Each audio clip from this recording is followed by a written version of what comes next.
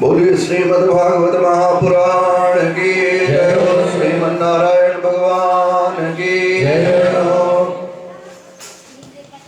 अखिल भुवन जन्मस्थेम भंगादिलीले विनत विविध भूत प्रातरक्षैकदीक्षे श्रुति शिरसि विदीप्ते ब्रह्मणि श्रीनिवासे भवतु मम परस्मिन् सेमुषि भक्ति रूपा पाराशर्यवचस्सुधाम् उपनिषद्दुग्धाब्धिमध्योद्धृताम् संसाराग्निविदीपनव्यपगतः प्राणात्मसञ्जीवने पूर्वाचार्य सुरक्षितां बहुमतिं व्याघातदूरस्थिताम् आनीतान्तु निजाक्षरैः स्वमनसो भौमाभिवञ्जन्वहम् वन्दे रामानुजाचार्यं श्रीमद्वेदान्तदेशिकम् आदिवंशड्कोपं च यनिरुद्धमहागुरुं यं प्रव्रजन्तमनुपेतमपेतकृत्यं द्वैपायनो विरहकातराजुहाव पुत्रेति तन्मयतया तरवोऽभिनेतु तं सर्वभूतहृदयं मुनिमानतोऽस्मि यो नित्यमच्युतपदाम्बुजयुग्मरुक्म व्यामोहतस्तदितराणि तृणाय मेने अस्मद्गुरोर्भगवतोऽस्य दयैकसिन्धो रामानुजस्य चरणौ शरणं प्रपद्ये। वाञ्छाकल्पतरुभ्यश्च कृपा सिन्धुभ्यैव च पतितानां पावनेभ्यो वैष्णवेभ्यो नमो नमः। अखिल कोटि ब्रह्मांड नायक कारण करुणावरुणालय भक्तवांछा कल्पतरु सर्वांतर्यामी सर्वाध्यक्ष पूर्ण पुरुषोत्तम एवं श्री बालाजी भगवान અને એમની ખૂબ અનુકંપા, ખૂબ પ્રસાદ, ખૂબ પ્રસન્નતા આપણા બધા ઉપર થઈ રહી છે કે એમના કૃપાના પ્રસાદ સ્વરૂપ આ સુંદર ભગવત સત્સંગમાં આપણે જોડાયા છે। આ સુંદર માર્ગશીર્ષ માસ ધનુર્માસ અને એના અંતર્ગત આ સુંદર કથા, એ કથાની અંદર આપણે આપણા જીવને અવગાહન કરવાનો એવો સુંદર લાહો, સુંદર અવસર જ્યારે જીવને મળતો હોય તો એનાથી વધારે બીજું શી જરૂર છે। ભગવત કથા પછી કંઈ શેષ રહેતો નથી અને ભગવત કથા પછી પણ यदि લોકેશના વિદ્વેષના એ બધું શેષ રહી જાય, કઈ વસ્તુ પ્રાપ્ત કરવાની ઈચ્છા રહે તો સ્વાભાવિક છે કે એ કથા આપણા જીવનમાં ઉતરી ના હોય। કેમ કે ભગવાનની કથા સાંભળ્યા પછી એમનું જે રૂપ છે, એમનું જે ધામ છે, એમની જે લીલા છે, એમનો જે ગુણ છે એ જ ચિંતનમાં ફર્યા ફરે છે તો આપણે બીજી વસ્તુની અપેક્ષા રહેશે ક્યાં? પણ છતાં પણ આપણી અગર બીજી વસ્તુની અપેક્ષા રહેતી હોય તો સ્વાભાવિક છે કે આપણી કથા જે છે એ કથામાં આપણે બેસ્યા પણ કથા આપણામાં નથી બેસી। તો કથાને આપણામાં બેસાડવા માટેનો જે પ્રયત્ન છે એને આત્મકૃપા કહેવાય। એટલે પોતાના ઉપર પોતાની કૃપા કે એક તલ્લીન ભાવથી, એક સમાધિ ભાવથી, એક ધ્યાન ભાવથી, એટલે કહેવાય છે ભાવ ચિત્ત, સમાધિ ચિત્ત, ધ્યાન ચિત્ત, એકાગ્ર ચિત્ત, શાંત ચિત્ત થઈને બેઠો તો એ કૃપા સ્વાભાવિક છે આપણામાં ઉતરે। અને જ્યારે એવી કૃપા જ્યારે જીવનમાં ઉતરશે તો અહીંયા જ રહીને આપણને મુક્તિનો અનુભવ થશે। અને ગરુડજીને ઉપાખ્યાન કરતા તો ભગવાન બહુ સુંદર વાત કહે છે। ગરુડને ઉપાખ્યાન કરતા हुआ ભગવાન બહુ સુંદર વાત કહે છે। ભગવાન કહે છે कि यावत् स्वस्थमिदं शरीरम अनुजम यावच्च दूरे जवरा यावच्चेन्द्रिय शक्तिरप्रतिहता यावत् क्षयो नायुषः आत्मश्रेयसि तावदेव विदुषो कार्यः प्रयत्नो महान् प्रोद्दीप्ते भवने तु कूपखननं प्रत्युद्यमः कीदृशः। कि जब तक आपका ये शरीर स्वस्थ है और जब तक यावच्च दूरे जरा, और जब तक वृद्धत्व आपसे दूर है, बुढ़ापा आपसे दूर है, और जब तक आपकी इंद्रियों में सामर्थ्य है, शक्ति है, और जब तक आपकी आयुष्य शेष है तो आत्मकल्याण चाहने वाले व्यक्ति को उस समय तक सब प्रयत्न कर लेना चाहिए। जो व्यक्ति आत्मकल्याण चाहता है उसे प्रारंभ से ही अभ्यास कर देना चाहिए कि मुझे भगवत प्राप्ति के लिए जीवन मिला है और इस जीवन को किस प्रकार में भगवान के सुंदर कार्यों में संलिप्त करूं, संलग्न करूं, ये प्रयत्न बचपन से होना चाहिए। क्योंकि आप विचार करेंगे कि नहीं अभी हमारा समय नहीं है, अभी तो हम लौकिक कार्य कर ले और जब एक अवस्था आएगी उस समय जाकर भगवान का भजन करेंगे तो ये संभव ही नहीं है। इसलिए पहले से अभ्यास होगा तो अंत काल में भगवत नाम मुख से निकलेगा। तो यहाँ पर एक आत्मश्रेयसि तावदेव विदुषो कार्य प्रयत्नो महान। जो व्यक्ति अपना आत्मकल्याण चाहते हैं उनको पहले से ही ये प्रयत्न कर देना चाहिए कि मुझे भगवत प्राप्ति करना एकमात्र मेरा लक्ष्य होना चाहिए। क्योंकि प्रोद्दीप्ते भवने तो कूपखननं प्रत्युद्यमः कीदृशः। जब घर में लाए लगी हो, अग्नि लगी हो और उस समय यदि कुआं खोदने जाए तो उसका कोई मतलब नहीं है। उसी प्रकार जब अंत काल आ जाए और अंत काल में हम सोचें कि अब भगवान का स्मरण कर ले तो उस समय स्मरण करने का कोई औचित्य नहीं है। यद्यपि करना चाहिए पर वो सहजता से निकलेगा नहीं और वहां पर भी एक स्वार्थ आ जाएगा। इसलिए जब प्रारंभ से किया होगा तो स्वाभाविक है कि अंत काल में वो भगवत नाम आपके मुख से निकलेगा। तो पहले से ऐसा प्रयत्न करें और ऐसा प्रयत्न करते करते भगवत नाम से अपने आप को आत्मसात करके अपने जीवन को उद्धार के पथ पर ले जावें। ऐसा सुंदर भाव कल वहां पर हमने गोवर्धन लीला में देखा। जो गोवर्धन अर्थात आपके इंद्रियों को वर्धन करते हैं भगवान की भक्ति के लिए, ऐसे गोवर्धन का पूजन कल हमने किया और उनके 56 भोग का प्रसंग का दर्शन भी किया। तो गोवर्धन धृते शैले आसादात रक्षिते वने गोलोकादाव्रजत कृष्णम सुरभि शक्र एव च। जब सुंदर उनका पूजन हो गया और इंद्र का मान मर्दन हो गया, इंद्र समझ गया कि ये दिव्य पुरुष हैं और मैंने इनसे बैर किया है, तो इंद्र जाकर भगवान के चरणों में पड़ गए और आकाश गंगा के जल से भगवान का अभिषेक किया है। तभी सुरभि गाय आ गई और सुरभि गाय ने भी अपने दुग्ध से भगवान का अभिषेक किया, तो आज भगवान का नाम पड़ गया है गोविंद। तो ऐसे गोविंद का नाम लेकर भगवान ने सुंदर अब अपने वैभव को जब भगवान ने प्रदर्शित किया, तो जितने भी गोप वृंद हैं वो बड़े आश्चर्यचकित हुए कि हमारा कान्हा जो हमारे साथ रहता है वो बड़ा दिव्य पुरुष है, पर क्या हमें कभी वो अपने लोक के दर्शन कराएगा?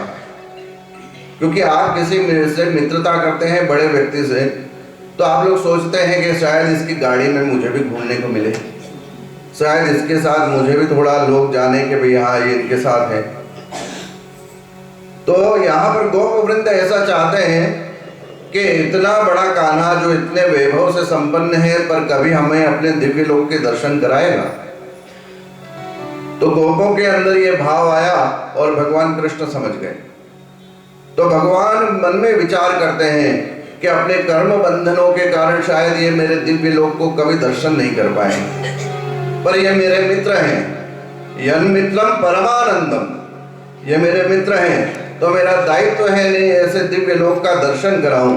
तो भगवान वहां पर आकर कहते हैं सभी लोग अपनी अपनी आंखें बंद कर लो, सभी लोग अपनी आंखें बंद कर लो। तो गोपों को ऐसा लगा कि ये कृष्ण जो है सबसे आंखें बंद करवाकर भाग जाएंगे, क्योंकि कान्हा की मस्ती सभी ने देखी है, पर कान्हा की हस्ती किसी ने नहीं देखी। तो यहाँ पर गोप सब आंखें बंद कर लेंगे और कान्हा भाग जाएंगे, पर ये भाग कर जाएंगे कहाँ, वापस तो हमारे पास ही आएंगे। इसलिए सभी गोप वृंदों ने अपनी अपनी आंखें बंद कर ली और भगवान उन सब को ले गए अपने दिव्य धाम के दर्शन कराए। सुंदर वैकुंठ के दर्शन करने के पश्चात पुनः वापस लाकर वहां स्थापित किया और भगवान ने कहा अब आंखें खोलो। तो वहां गोपों ने आंखें खोली और वहीं के वहीं बैठे हुए हैं। ऐसे भगवान ने चिंतन में गोप वृंदों को वैकुंठ के सुंदर दर्शन कराए हैं। अनंतर यहाँ पर कथा आती है कि वरुण लोक में नंद का आनयन हुआ है। एक समय की बात है कि यहाँ पर एकादशी का व्रत किया है और एकादशी का व्रत नंद बाबा ने किया है। दूसरे दिन द्वादशी थोड़ी है तो वहां अरुणोदय से पूर्व यमुना जी में प्रवेश कर गए। रात्रि के अंतिम प्रहर में यमुना जी में प्रवेश कर गए। वहां जो वरुण के दूत थे वह दूत उनको पकड़ कर ले गए वरुण लोक में। और इधर जब नंद बाबा को किसी ने देखा नहीं तो गोप वृंद सब कृष्ण को ढूंढते ढूंढते गए हैं और कहा कि तुम्हारे बाबा कहीं मिलते नहीं हैं। कृष्ण आए और कृष्ण ने पूछा कि कहां से बाबा गायब हुए, कि बाबा जब जल में उतरे तब थे, उसके बाद निकले ही नहीं। तो कृष्ण समझ गए कि जरूर यहाँ वरुण देवता हैं, उन्होंने ले गए होंगे। तो वरुण लोक पहुंच गए। वरुण लोक में जब भगवान पहुंचे तो उनका दिव्य सेवन हुआ है, दिव्य पूजन हुआ है, अर्घ्यपाद्यादि आचमन इत्यादि विभिन्न प्रकार से भगवान का पूजन हुआ। अनंतर वरुण अपने दूतों की जो भूल हुई उसकी क्षमा प्रार्थना मांगते हैं और बाबा को पुनः लौटाते हैं। तो बाबा को लेकर आते हैं। बाबा कृष्ण से पूछते हैं कि कृष्ण ये वरुण तेरा इतना स्वागत क्यों कर रहा था, ये वरुण इतना तेरा पूजन क्यों कर रहा था। तो कृष्ण एकदम भोले भाव से कहते हैं कि बाबा ये आपके भय से मेरा पूजन करते हैं, आप कहीं इनसे इन्हें गुस्सा न करें, इसलिए इस भय से मेरा पूजन करते हैं। ऐसा सुंदर भाव वहां उपस्थापित हुआ है। अनंतर अब यहां पर भगवान की आज इच्छा हो गई रास रमने की। तो भगवान अपिता रात्रि षड्दोत्फुल्ल मल्लिका वीक्षरन्तुम मनश्चक्रे योग माया उपाश्रिता। तो ऐसे सुंदर दिव्य रात्रि है और भगवान ने गोपियों से, कुमारिकाओं से पहले एक प्रतिज्ञा की थी। तो उस प्रतिज्ञा को पूर्ण करने के लिए आज इस दिव्य रात्रि में, जब चंद्रमा भी अपने 16 कलाओं के साथ खिला हुआ है और इस रात्रि में जूही, चमेली और चंपा के दिव्य विविध पुष्प पल्लवित हुए हैं, उनकी खुशबू से संपूर्ण वातावरण सुगंधित हो गया, तब भगवान ने आज उस प्रतिज्ञा को याद करके सुंदर वेणुनाद युक्त बांसुरी का मधुर वादन किया है। और उस बांसुरी को सुनकर जितनी भी गोपियां थी, वो गोपियां अपने अपने कार्यों में संलग्न थी। कोई अपने घर में दूध दो रही थी, कोई अपने घर में बुआरी लगा रही थी, कोई अपने यहाँ रोटी बना रही थी, कोई अपनी आंखों में काजल लगा रही थी। पर जब इस वेणुनाद को सुना तो अपने हृदय को रोक नहीं पाई, क्योंकि ये भगवान के बुलाने का संकेत है। भगवान संकेत देते हैं पर हम लोग समझ नहीं पाते। भगवान के संकेत हमें मिलते रहते हैं। प्रातः काल और संध्या आरती में भगवान की जब घंटी बजती है, विजय घंट बजता है, तो ये संकेत है कि तुम सभी काम छोड़कर मेरी आरती में आओ, मेरे यहाँ आओ। पर हम लोग उस संकेत की अवहेलना करते हैं और भगवान की आरती में नहीं पहुंचते, अपने घरों में पड़े रहते हैं, अपने सामाजिक कार्यों में लगे रहते हैं। पर भगवान ये संकेत करते हैं कि यहाँ पर आरती हो रही है और विडंबना ऐसी रही है कि कहने को तो हम लोग करोड़ों लोग हैं, कहने को हम लोग लाखों हिंदू हैं, पर जब भगवान की आरती होती है उस समय वहाँ पर कोई व्यक्ति भगवान का घंट और भगवान की मंजीरे बजाने वाला नहीं होता, तो हमको वैकल्पिक रूप में मशीनें लाकर रखनी पड़ती हैं कि वो मशीनें जो हैं वो ढोल नगाड़े हैं बजते रहें और भगवान की आरती हो जाए। क्यों? क्योंकि हम लोग समय से भगवान के यहाँ उपस्थित नहीं हो पाते। तो ये भगवान संकेत देते हैं कि ये संध्या काल जो है, इसलिए तो संध्या काल में, संधि काल में मैंने आपको बताया था क्या क्या वर्जन है, संधि काल में नहीं करना चाहिए। उस समय मात्र और मात्र भगवान का भजन करना चाहिए। और भगवान का भजन करने के लिए इसीलिए दोनों समय संध्या आरती और प्रातः आरती की जाती है। तो हमें आवश्यकता है कि इस संकेत को समझकर हम वहां पहुंचे। तो गोपियां जो अपना अपना कार्य कर रही थी और उस कार्य को छोड़कर अब भगवान की ओर आकृष्ट हुई कि हमें भगवान ने बुलाया है, तो उस भगवान के भाव से प्रेरित होकर अब अपने अपने घर से निकली हैं और भगवान से मिलने के लिए जा रही हैं। तो भगवान के दिव्य सौंदर्य का चिंतन कर रही हैं कि आज ठाकुर से हमारी मुलाकात होगी, और घर से निकली हैं। पर घोर अंधकारमयी रात्रि है, तो जहां पर भगवान ने वेणुनाद किया वहां पर सभी गोपियां एकत्रित हो गई, पहुंच गई। तो भगवान कहते हैं स्वागतम भो महाभागा प्रियंकिं करवाणि वह, हे महाभाग्यशालियों तुम्हारा स्वागत है, तुम सब यहाँ पर आई, तुम्हारा बड़ा स्वागत है। अब बताओ मैं तुम्हारे लिए क्या कर सकता हूँ। व्रजस्या नामयं कश्चित् ब्रूतागमन कारणम, तुम ब्रज से आए हो पर अपने आने का कारण बताओ, क्योंकि इस घोर अंधकारमयी रात्रि में जब जंगल में विविध प्रकार के हिंसक जीव जंतु घूमते हैं, उस समय तुम्हें अंधकारमयी रात्रि में नहीं आना चाहिए। और तुम यदि आई हो तो तुम अपने बंधु बांधवों के हृदय को बड़ा संतप्त कर रही हो, तो तुम्हें यहां से लौट जाना चाहिए। जब गोपियों को ऐसा भगवान ने कहा तो अपने प्राण प्यारे प्रियतम के मुख से इस प्रकार का विपरीत वचन सुनकर गोपियों की आंखों से धड़ धड़ धड़ धड़ आंसू बहने लगे और गोपियां भाव विवल हो गई, अपने पैरों के नख से पृथ्वी को कुरेदने लगी और कज्जल मिश्रित आंसू से उनके कपोल जो हैं वो काले हो गए, मलिनता छा गई कि हमारा प्रियतम ही हमसे विपरीत बात करेगा, जिसको भजने के लिए हम लोग सब कुछ छोड़कर आ गई, वही प्रियतम हमें कहता है कि तुम चली जाओ। तब गोपियां रोते हुए कहती है कि मैवं विभोर विभवान गदितुं नृशंसं संत्यज्य सर्व विषयास्तव पादमूलं भक्ता भजस्व दुर्व ग्रहमात्यजास्मात् देवो यथादि पुरुषो भजते मुमुक्षुन्। बड़ी सुंदर सुंदर बात कहती है गोपियां, मैवम विभोरहति भवान गदितुम नृशंसम, के हे भगवान आपको ऐसा नहीं कहना चाहिए। मैवम विभु, हे विभु आप ऐसा नहीं कहना चाहिए। क्यों नहीं कहना चाहिए? क्योंकि संत्यज्य सर्व विषयास्तव पादमूलम, हम तो सभी विषयों को, आपने तो कहा है हर जगह कि सर्वधर्मान परित्यज्य मामेकम शरणम व्रज, आप ही तो कहते हैं कि सभी धर्मों को छोड़कर मेरी शरण में आ जाओ। तो संत्यज्य सर्व विषयास्तव पादमूलम, हम जितने भी विषय हैं उन सभी विषयों को छोड़कर आपकी शरण में आ गए। और आपके शरण में आने के बाद भक्ता भजस्व, अब थोड़ा उलाहना देख रही है कि आपको भी तो भक्तों का भजन करना चाहिए। भक्ता भजस्व दुर्वग्रहमा त्यजास्मान, हमारा त्याग मत करो। हम जितने भाव से आपके पास आई हैं, अनन्यास चिंतयन्तो माम ये जनाः पर्युपासते, भगवान आपने कहा है कि जो व्यक्ति मेरा जितनी अनन्यता भाव से मेरा भजन करेगा उतनी ही अनन्यता से मैं उसे प्राप्त कराने के लिए प्रयत्न करूंगा।